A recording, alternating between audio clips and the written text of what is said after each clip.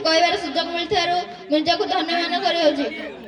जन्म और मृत्यु मनुष्य सत्य किंतु जो व्यक्ति ईश्वर का आशीर्वाद नहीं जन्म ग्रहण करता है से देश देशर मुख उज्जवल कर दे तार जन्म मृत्यु मानव समाज हो जाए गोटे गोटे शरण दिवस से व्यक्ति तो थिले पंडित जवाहरलाल नेहरू तांकर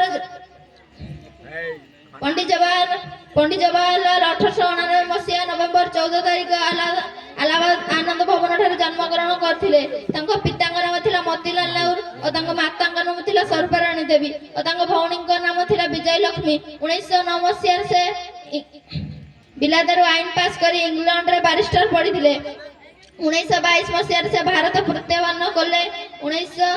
1916 मसीह बसंत पंचमी तिथि काश्मीर ब्राह्मण झी कमला को विवाह कले। नेहरू शिशु मान बहुत भल पाते से कहते आजर शिशु आसंता काली नागरिक और देशर कर्णधारा शिशु हसिले दुनिया हसे।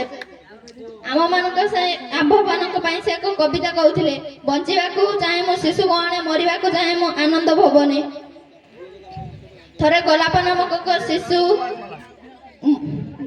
नामक शिशु नेहरू को कार धक्का खाई मृत्युवरण करथिले। सेही दिन ठारू नेहरू तांको पोशाक धारण कले गोलाप फूल।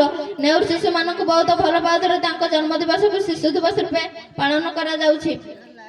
नेहरू शिशु को उद्देश्य से आ गोटे कविता कहथिले आगरे पड़िछि पथ बहु दूर आउरी केते जे बाकी चालिबी न पड़िबी थकी बुझिबा आगरु आखि। नेहरू शिशु मान को उद्देश्य कहते तम सहित गप कले भूली जाए मु मोर सकल दुख भूली जाए मु मोर वार्धक्य। शिशु माने नेहरू को स्नेह श्रद्धा और सम्मान रे डाकुथिले चाचा नेहरू। पंडित जवाहरलाल नेहरू को शेष निश्वास थिला 1964 मसीहा मे 27 तारिख मध्याह्न समय रे ए महान व्यक्ति को मृत्युवरण होइतिला। एति कहि मोर वक्तव्य शेष करछि। जय हिंद जय भारत।